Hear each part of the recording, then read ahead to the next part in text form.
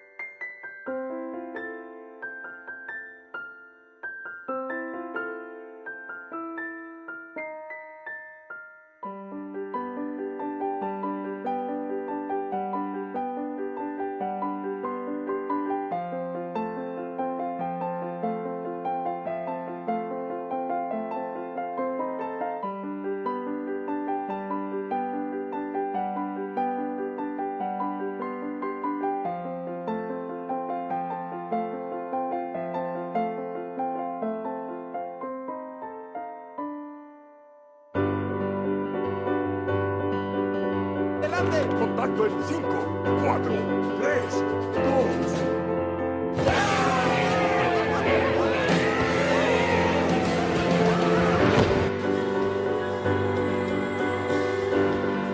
Suficiente. ¿Qué dice? Sí, lo siento. Ok, ya con eso.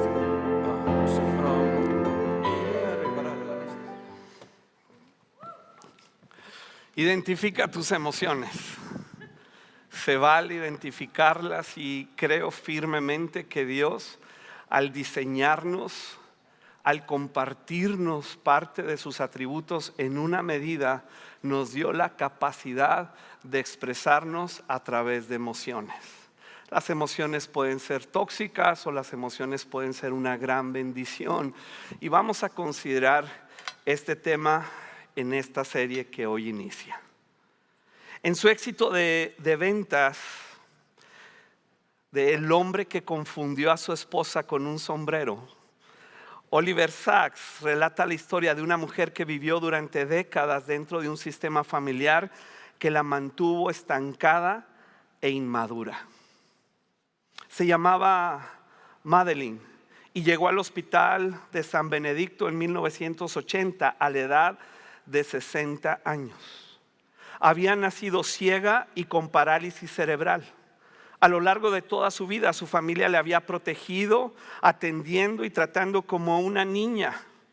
Lo que sorprendió al doctor Sacks, el neurólogo que estaba a cargo de su cuidado, era que se trataba de una persona sumamente inteligente que hablaba con soltura y elocuencia, pero que no era capaz de hacer nada con sus manos. Nunca aprendió a usar sus manos, nunca aprendió el sistema braille. Sacks se sintió espantado, pensó para sí: por lo general, las manos no son afectadas por este tipo de parálisis cerebral. Al parecer, sus manos tendrían el potencial de ser perfectamente normales. Madeline recordaba que nunca había usado sus manos, nunca se había alimentado por sí misma, ni usado el baño por sí misma, o alcanzado algún objeto para ayudarse, sino que siempre dejaba a otras personas que le ayudaran. Había vivido durante 60 años como si fuera un ser humano carente de manos. Esto hizo que el doctor probara con un experimento. Les indicó a las enfermeras que le llevaran alimentos a Madeline, pero que se los dejaran un poco lejos de su alcance, como por accidente. Un día sucedió lo que nunca había sucedido. Impaciente y con hambre, en lugar de esperar pasivamente y con paciencia, extendió el brazo. Fue palpando, encontró un pan y se lo llevó a la boca. Esa fue la primera vez que usaba sus manos en 60 años. A partir de ese momento, Madeline progresó con rapidez. Pronto empezó a extender las manos para tocar el mundo entero. explorando comidas diferentes, envases, instrumentos. Pidió que se le llevara arcilla y comenzó a hacer modelos y esculturas. Hasta comenzó a explorar rostros y figuras de seres humanos. Sachs escribe, uno sentía que no eran las manos de una ciega, sino las manos de una artista ciega, una mente capaz de meditar, que se acababa de abrir plenamente a la realidad sensitiva y espiritual del mundo. El arte de Madeleine se desarrolló hasta el punto en que al cabo de un año era localmente famosa y conocida como la escultura ciega de San Benedicto. Es una historia sorprendente en sí misma, pero al mismo tiempo ilustra una dinámica perturbadora similar que pudiera suceder en la iglesia, en los creyentes. Demasiadas personas están siendo tratadas como bebés en la formación de su carácter cristiano, hasta el punto de que se han vuelto prácticamente incapacitadas emocionalmente. Como consecuencia, aceptan sin vacilar una fe que les promete salvación y abundancia en Jesús, y sin embargo permanecen atrapadas, sobre todo en formas no bíblicas de tratarse a sí mismas y a los demás. A pesar de que leen la Biblia y oran, toman cursos bíblicos y escuchan predicaciones, no logran madurar emocionalmente, vencer la angustia del pasado y transitar el presente con paz les parece imposible. El apóstol Pablo escribe a los Corintios: cuando yo era niño, hablaba, pensaba y razonaba como un niño, pero cuando crecí, dejé atrás las cosas de niño. Porque el que se alimenta de leche, nos dice Hebreos, sigue siendo bebé y no sabe cómo hacer lo correcto. El alimento sólido es para los que son maduros, los que a fuerza ¿de qué? De práctica. A fuerza de práctica están capacitados para distinguir entre lo bueno y lo malo. Sigamos pues adelante hasta llegar a ser maduros en nuestro entendimiento. Y este proceso, nos dice el apóstol Pablo, continuará hasta que todos alcancemos tal unidad en nuestra fe y conocimiento del Hijo de Dios, que seamos maduros en el Señor. Es decir, hasta que lleguemos a la plena y completa medida de Cristo. No es posible que continuemos en un cristianismo que acepta sí la salvación y sí la provisión de Dios en todos los sentidos, pero llevando en nuestra alma una inmadurez emocional que nos impide disfrutar de la rica herencia en Cristo Jesús. Hay un evento en el Evangelio de San Marcos que nos ayudará a comprender este proceso de madurez. En Marcos 8 se registra que cuando llegaron a Betsaida, algunas personas llevaron a un hombre ciego ante Jesús y le suplicaron que lo tocara y lo sanara. Y Jesús, mira cómo lo toma de la mano al ciego, lo toma de la mano y lo lleva fuera de la aldea. Luego escupió en los ojos del hombre, puso sus manos sobre él y le preguntó: ¿puedes ver algo? ¿Puedes ver ahora?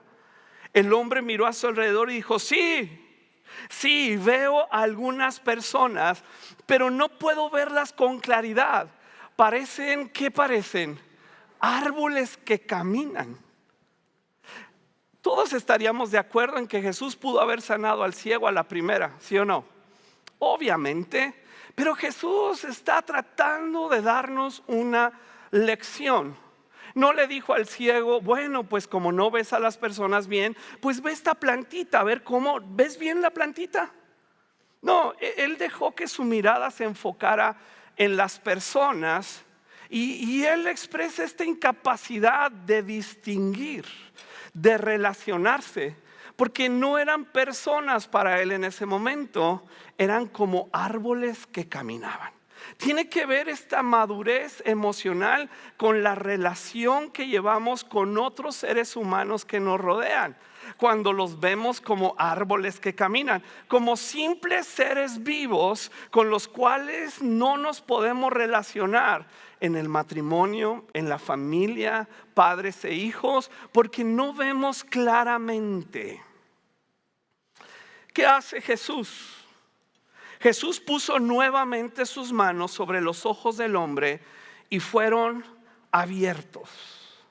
Su vista fue totalmente restaurada y podía ver todo con claridad. Ahora Jesús ya no lo toma de la mano. Jesús lo envió a su casa y le dio una instrucción muy precisa. No pases por la aldea cuando regreses a tu casa. Primero personas, después Jesús tomaron de la mano al ciego en el inicio de su proceso de sanidad emocional. Después de recibir la vista, lo enviaron solo con instrucciones. Ya no fue como que Jesús dijo, bueno, te voy a volver a tomar de la mano, o aquellos que me lo trajeron vengan para que lo acompañen. Le dijeron, ya puedes ver, ya camina solito, pero no pases por la aldea.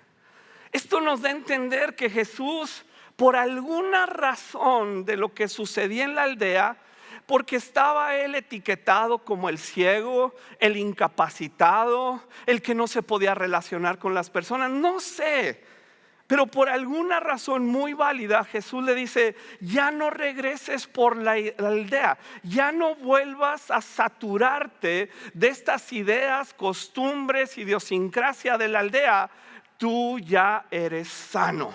Pero esa sanidad se dio en un proceso. Quiero hablar en esta primera sesión, ¿cuáles son los factores que interrumpen la madurez emocional y que impiden al creyente? Estoy hablando a creyentes. De nuevo, ¿cuáles son los factores que interrumpen la madurez emocional y que impiden al creyente avanzar en la formación del carácter cristiano? ¿Qué son los factores que interrumpen el proceso de madurez emocional? Hay 4 fallos en esta formación del carácter cristiano. El primero es que toleramos y justificamos la inmadurez emocional.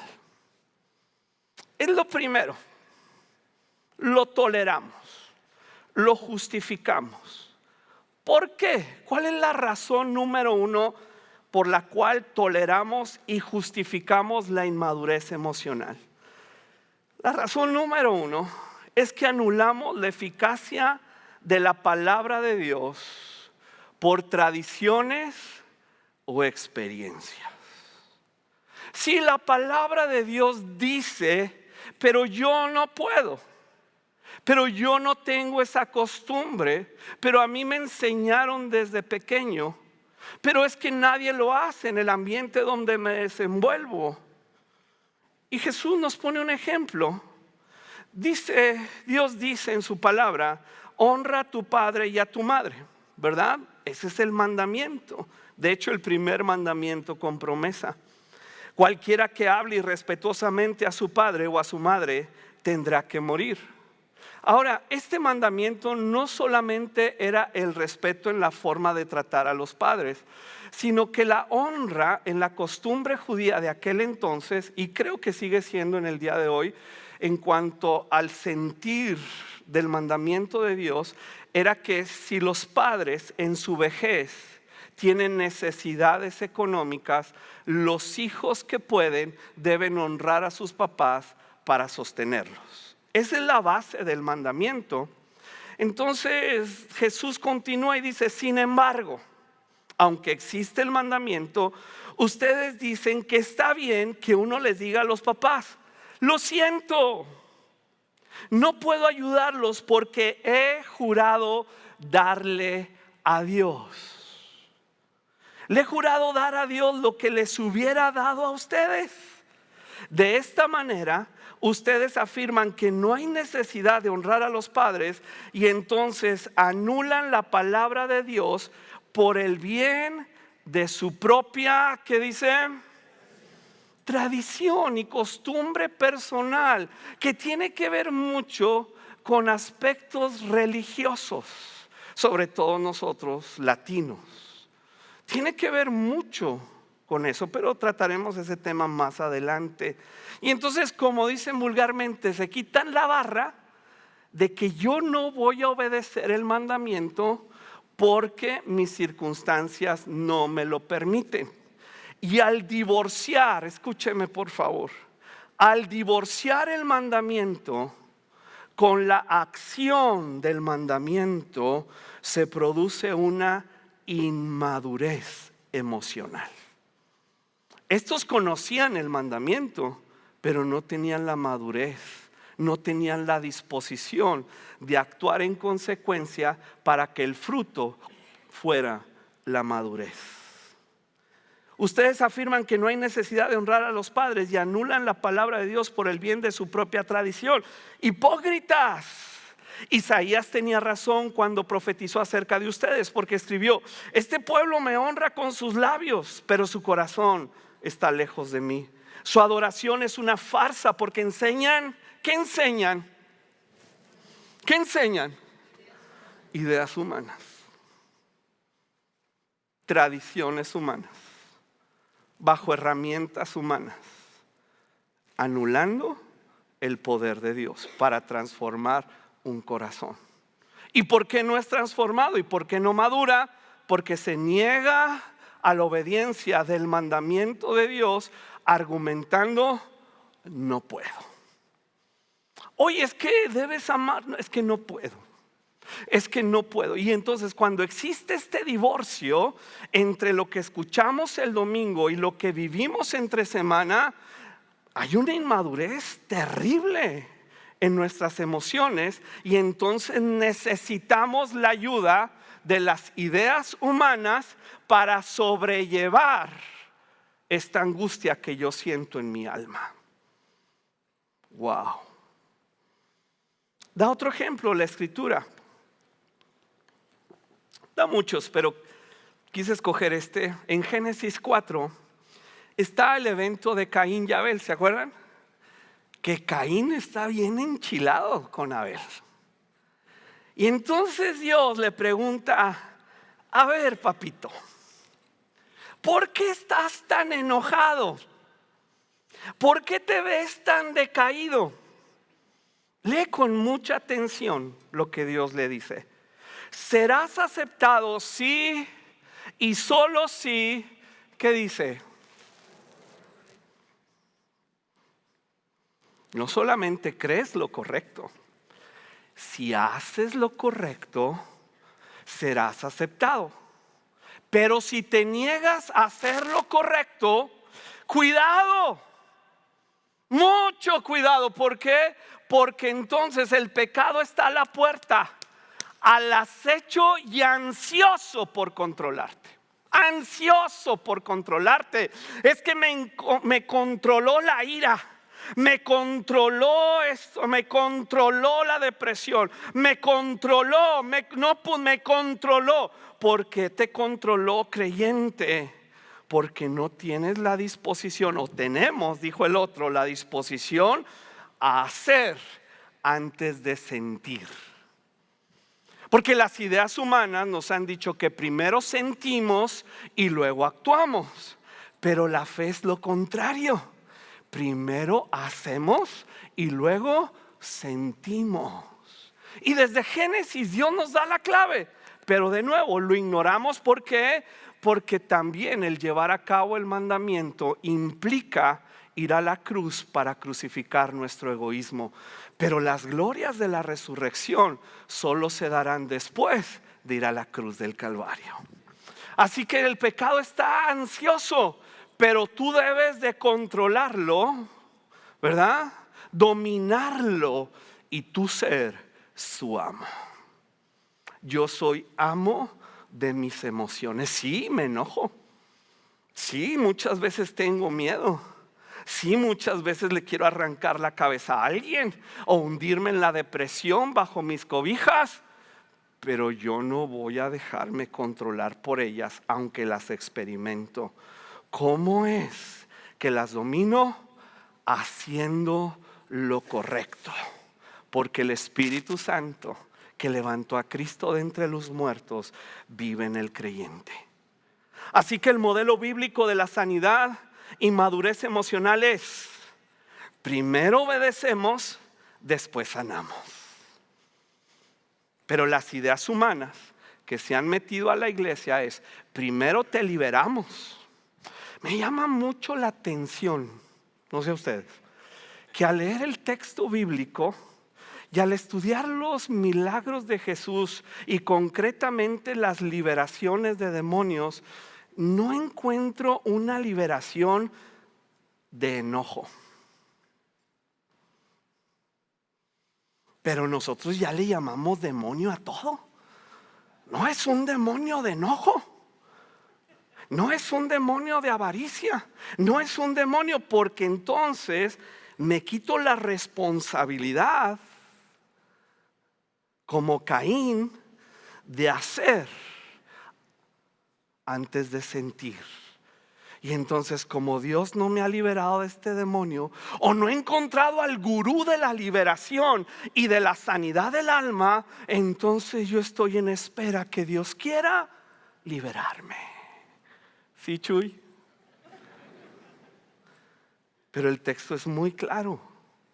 No te da lugar para especulación. El modelo bíblico de la sanidad y madurez emocional es: primero obedecemos, después sanamos. Pero invalidamos la palabra de Dios y sus mandamientos por nuestras tradiciones y experiencias, argumentando que primero necesitamos sanar para después poder obedecer. De tal manera que tenemos gente mística, con mucha información bíblica, pero inmadura emocionalmente, porque divorciamos conocimiento de Dios con la vida diaria. Y Pablo le explica a Timoteo: estas personas, ¿es Biblia esto? Estas personitas siempre están aprendiendo, siempre están adquiriendo información bíblica, espiritual, y nunca pueden llegar al conocimiento de la verdad. Son dos cosas muy diferentes. La información que yo obtengo los domingos o en una predicación, y estoy súper a favor del estudio sistemático de la palabra de Dios. Pero otra cosa es cuando eso lo caso con mi alma. Y yo le digo a mi alma: vas a hacer esto, alma. Es que me duele, es que no puedo, es que sufrí, sí. Y para eso está la iglesia: acompañarte en tu dolor, para abrazarte, para animarte. Para eso está el ministerio pastoral, para acompañarte en el proceso. Pero si tú no agarras el proceso y te quedas atrás, no hay ser humano que te pueda acompañar, puesto que dejaste el proceso. Y la Biblia nos llama a seguir el proceso. ¿Me duele? Sí. Sí, sí te duele, como cuando sales del gimnasio, ¿verdad? Te duelen hasta las cejas. Parte de tu cuerpo que pensaste que no dolían, te duelen. Pero vas al día siguiente y vas al día siguiente. A fuerza de práctica empiezas a distinguir, a discernir lo que es bueno, lo que pide Dios de ti y lo que no es de Dios. Y entonces tu alma encuentra en esa práctica una madurez. Ya no me voy a dejar llevar. Si estoy enojado, claro, por supuesto. Si estoy triste, si estoy angustiado, lo reconozco, no lo invalido, pero no me va a controlar. Por eso el apóstol Pablo dijo: golpeo mi cuerpo, lo pongo en servidumbre para que haga lo que Cristo hizo en la cruz del Calvario, pero para que experimente las glorias de la resurrección. ¿Cuál es la razón número 2? de tolerar y justificar la inmadurez. Bueno, la razón número 2 es que hemos dejado de medir nuestro amor a Dios por el grado en que amamos a los demás. Hemos hecho de nuestro cristianismo algo tan individual. Yo amo a Dios.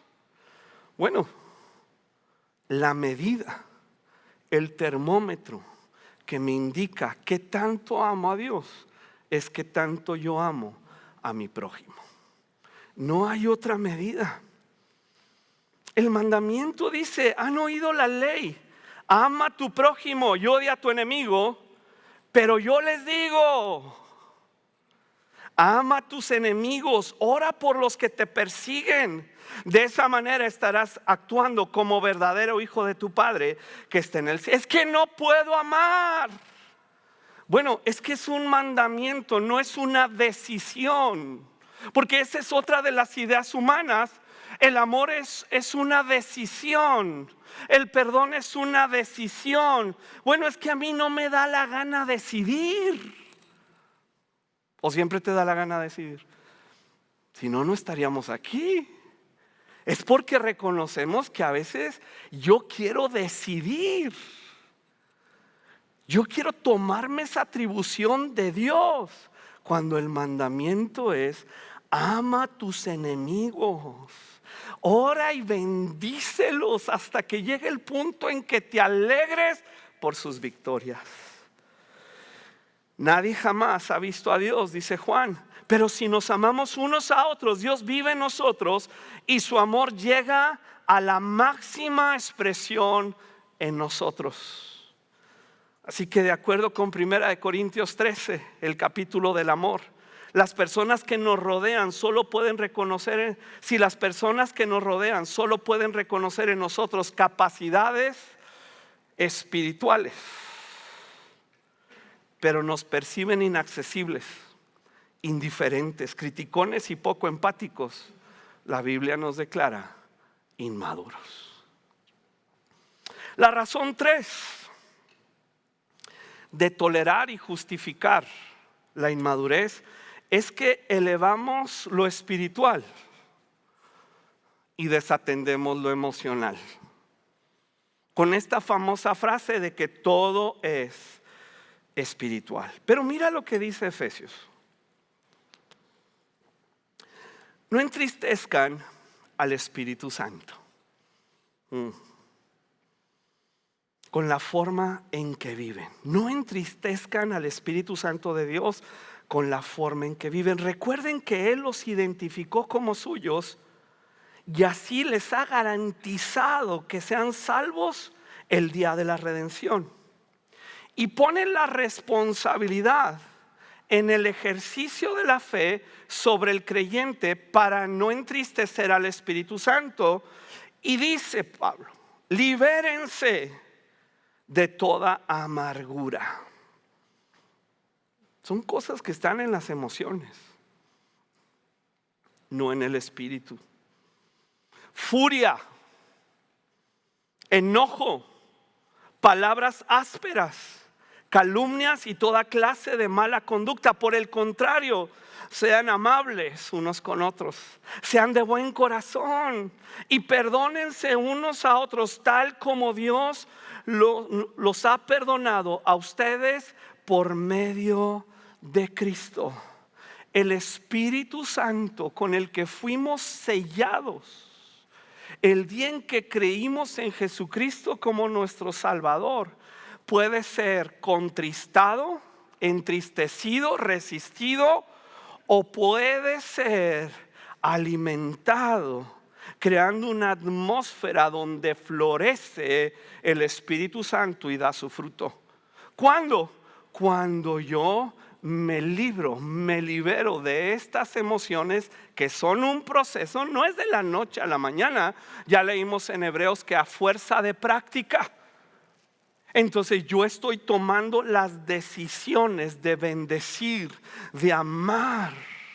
No solamente lo dejo en el terreno de la oración, muy subjetivo, y que nos quitamos la barra para decir es que ya oré y Dios no me dijo nada. Wow. Aquellas cosas por las que oramos, que claramente están en la Biblia, muestran en mí inmadurez. Yo no tengo que orar para que yo ame a alguien que considero mi enemigo. Ya no tengo que orar por eso. Aquí dice que ore por él, que lo bendiga. Ya no tengo que orar para ver si pongo la otra mejilla. Jesús dijo, ponla. Ya no tengo que orar para ver si Dios me da la paz para llevar la carga una milla más. Ya no. Y por eso muchos creyentes dicen, es que Dios no me ha hablado, Dios no me ha dicho, y yo estoy esperando a que Dios me diga. Pues nos van a salir raíces, porque Él ya dijo. Y la manera en que sana mi amargura, resentimiento, odio, independencia y depresión es a través de la acción. Esta costumbre de darle prioridad a lo espiritual se podría remontar a la influencia del filósofo griego Platón, quien enseñaba en pocas palabras: el cuerpo es malo, el espíritu es bueno.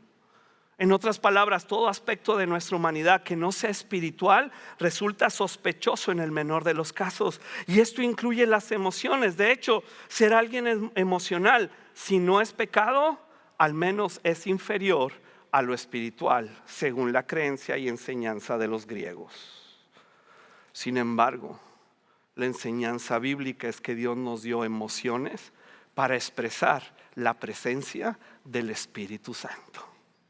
Si no, realmente no tendríamos este tiempo de alabanza que tuvimos al principio, porque esto se expresa desde nuestras emociones, alentados por el Espíritu Santo que mora en mí, pero expresado por mis emociones.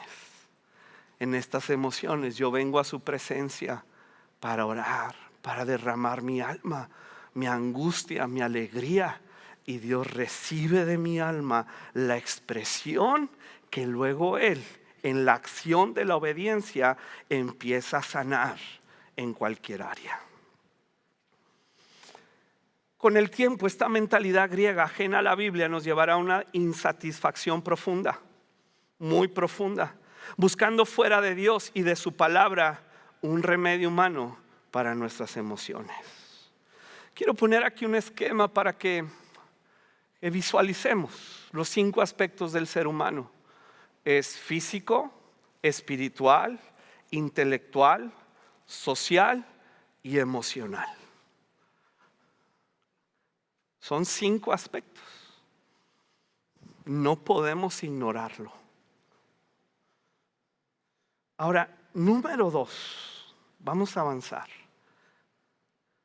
¿Por qué se interrumpe el proceso de madurez en el creyente?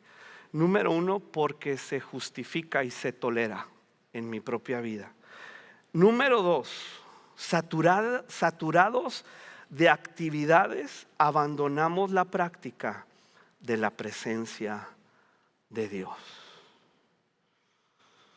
Estamos en una prisa constante.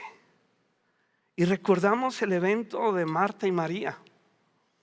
Cuando María se sentó a los pies del Señor a escuchar sus enseñanzas, pero Marta estaba distraída con los preparativos para la gran cena. Entonces se acercó a Jesús y le dijo: Maestro, ¿no te parece injusto que mi hermana esté aquí sentada mientras yo hago todo el trabajo? Dile que venga a ayudarme. Es esas oraciones que le ordenamos a Dios, ¿verdad?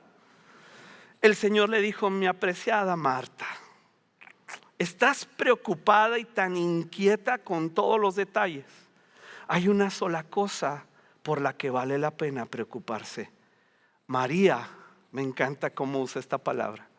María ha descubierto lo que vale la pena y nadie se la quitará.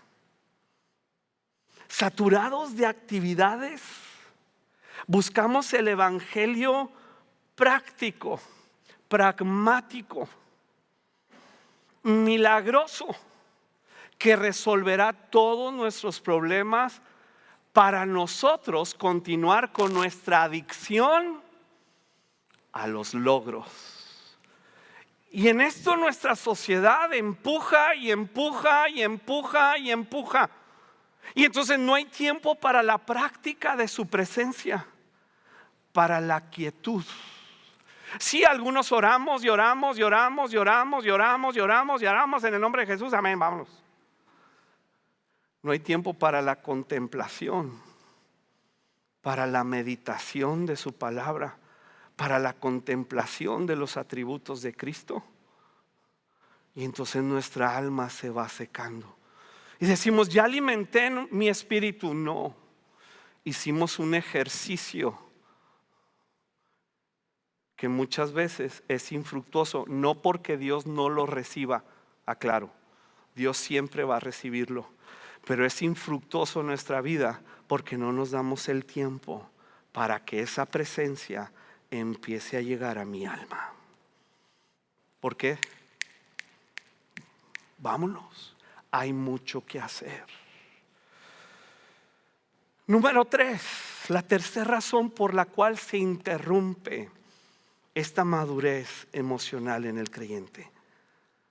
Tal vez te va a sorprender, pero es factor. Ignoramos los tesoros de la historia de la iglesia. ¿Ya se me acabó el tiempo o qué? Es la señal. Ignoramos los tesoros de la historia de la iglesia. La falta de equilibrio entre las verdades bíblicas nos llevan a desarrollar fórmulas para encontrar sanidad, libertad y transformación. Y esa falta de equilibrio termina en una gran desilusión. Los que llevamos tiempo en la iglesia, desde los 80, wow, vimos cómo llegaron corrientes que venían de Dios. Dios nos dio un énfasis en la alabanza. Wow, qué refrigerio esa alabanza ochentera. ¿Cuántos están de acuerdo conmigo? Tenemos nuestras noches retros, ya hace falta una, ¿verdad? Y luego vino la corriente fuerte de la liberación. Wow. Y salieron libros que yo leí cuando estaba en mi tiempo de instituto bíblico, que hasta un alfiler te enseñaban cuando un alfiler tenía un demonio. Es verdad, ya los quemé. Pero todo era liberación, todo era alabanza. Y luego vino esta corriente de la mega fe, la mega prosperidad, la mega sanidad. Todo era mega. Y yo creo, al haber transitado y no ser un conocedor de cada movimiento, que todos vinieron de la mano de Dios. Cuando caíamos al suelo y nos reíamos, ¿cuántos les tocó ese rollo? Sí, a mí también. Yo vi amigos, pastores, en el momento de la oración, donde aparecía una piedra en su mano, preciosa. Y luego hubo los payasos que traían piedrillas, gente que se echaba polvo de oro para. Pero ignoramos todos los movimientos. Creemos que el cristianismo inició hace 500 años con Lutero. El cristianismo inició hace casi 2000 años. ¿Conoces la historia de tu familia en la fe? Tal vez al igual que yo conozco la historia del movimiento donde Dios me alcanzó. Y apreciamos esos movimientos históricos, por supuesto, y los honramos, les reconocemos. Pero conoces más allá de ello. Job dice, un amigo de Job le dice a él: pregunta a las generaciones, a la generación anterior, y presta atención a la experiencia de nuestros antepasados, porque nosotros nacimos apenas ayer y no sabemos nada. Nuestros días sobre la tierra son tan fugaces como una sombra. Sin embargo, los que vivieron antes que nosotros te enseñarán la sabiduría de antaño. Ignorar los diferentes movimientos del Espíritu Santo a través de la historia de la iglesia. Desconocer cómo los creyentes permanecieron fieles en las persecuciones sistemáticas para acabar con la iglesia. ¿Has oído de las actas de los mártires? Porque cuando yo ando así en la depre, me dices, ¿qué haces, Luis? Voy a mi librero y agarro el acta de mártires y se me quita la tristeza. Esta acta de los mártires no la escribió un cristiano, lo escribieron oficiales romanos, sorprendidos que ante la prueba, el asesinato sistemático y cruel de los cristianos, los creyentes permanecían fieles. Eso te va a sanar, créeme. Número 4, son 22.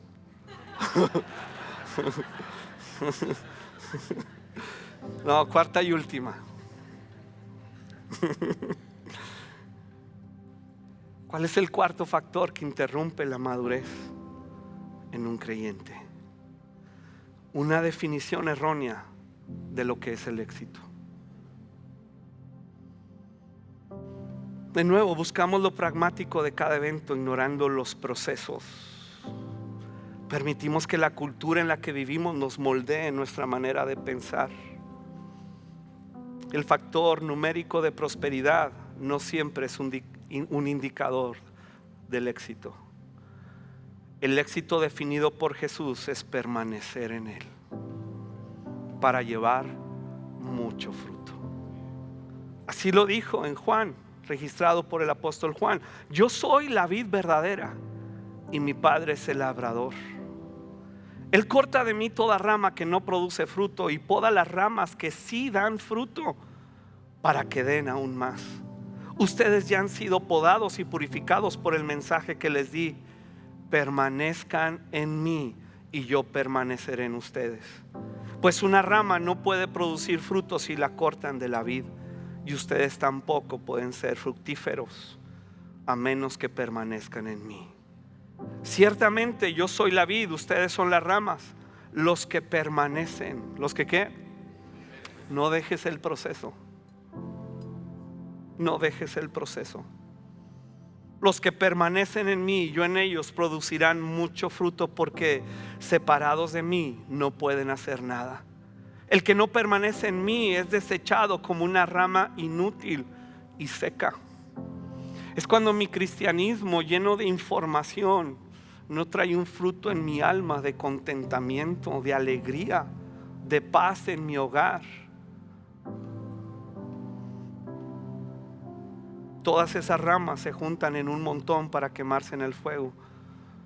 Si ustedes permanecen en mí, mis palabras permanecen en ustedes, pueden pedir lo que quieran y les será concedido. Cuando producen mucho fruto, demuestran que son mis verdaderos discípulos. Y ese fruto le da mucha gloria a mi Padre. Acompáñame a orar.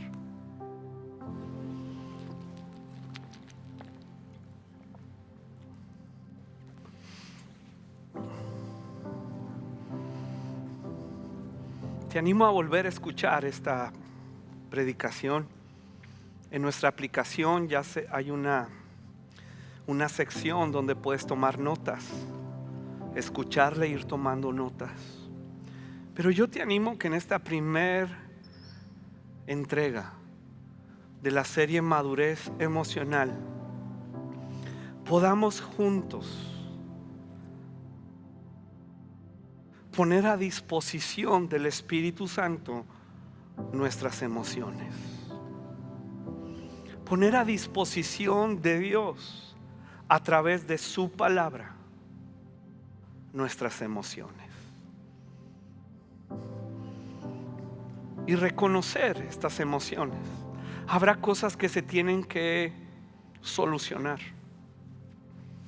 Sí, yo entiendo la complejidad, cómo juega su papel incluso las hormonas, y tal vez tienes que ir con un médico para que atienda hormonalmente tu cuerpo. porque tampoco se puede separar de eso. Pero reconociendo que somos seres diseñados a imagen de Dios tan complejos, hoy ponemos a tu disposición, Espíritu Santo, nuestra alma,